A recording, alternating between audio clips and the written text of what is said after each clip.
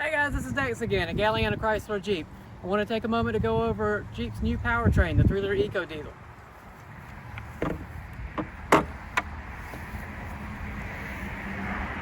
So this is a 3-liter single turbo direct inject diesel.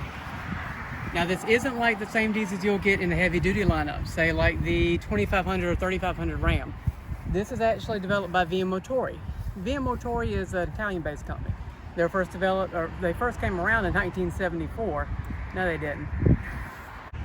Now VM Motori was first developed in 1947.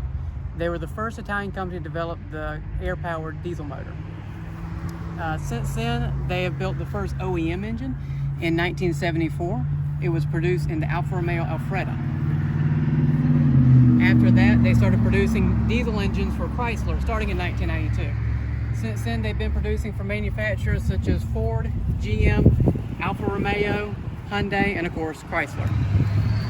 This motor was originally developed for Cadillac. Cadillac CTS was what the intended use of this motor was, but in 2009, as you know, General Motors went into bankruptcy. Well, being that VM Motori was half owned by Fiat, the Jeep Ram lineup was able to pick it up and finish the development of it to put in their chassis. So the benefit of that is you have a much smoother motor, a lighter motor, less noise and vibration in this engine.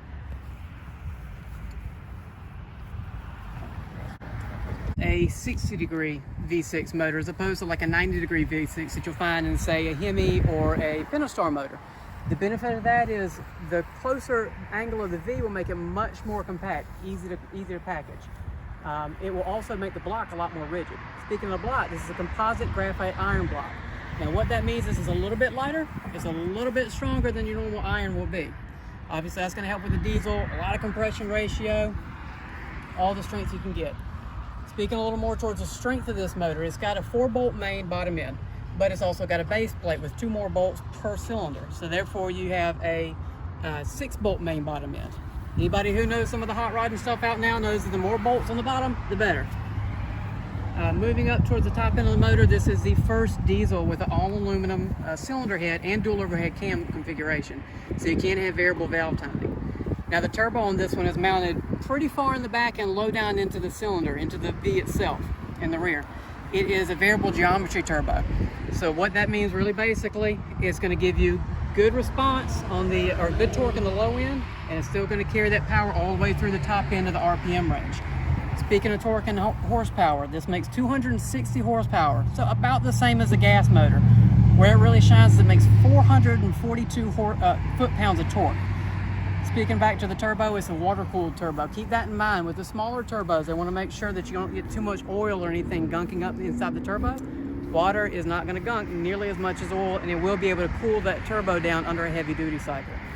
More towards the cooling, they put 6 oil squirters, one under each one of the pistons that shoot on the bottom end of the piston to keep the motor cool whenever it's under extreme loads.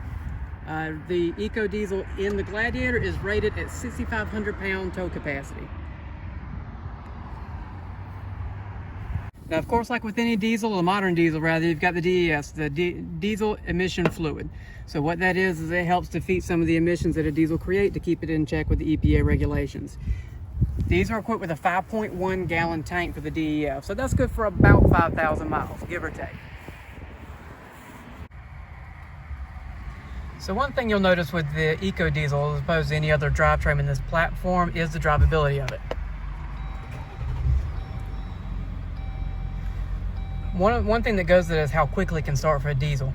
The glow plugs in these are a little bit different than some of the other ones. They're ceramic glow plugs, and you have 2 per cylinder.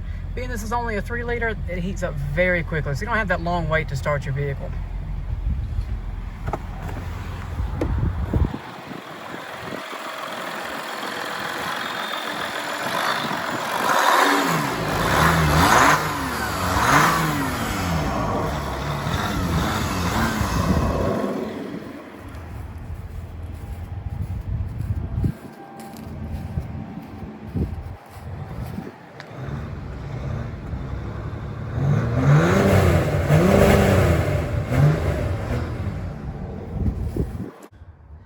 Got some of the driving impressions you get with the EcoDiesel as opposed to some of the other drivetrains we offer in this platform.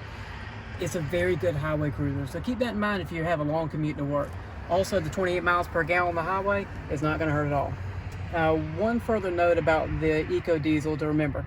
You know, a lot of diesels running on this DEF fluid, there's a fear that they may go into a limp mode or restrict power whenever the diesel is, or the DEF fluid is getting low. It will give you a warning at 500 miles and 100 miles to go on the TFT screen between your gauges, but it will not cut power from you. So you will have full power at all times, just in case you can't get to a DEF station or DEF fluid in time. Guys, I want to thank you for taking a moment with me to check out the all-new EcoDiesel. We're really excited to offer it to you. Again, my name's Dex. I'm here at Galeana Chrysler Jeep of Columbia. We can't wait to have you out.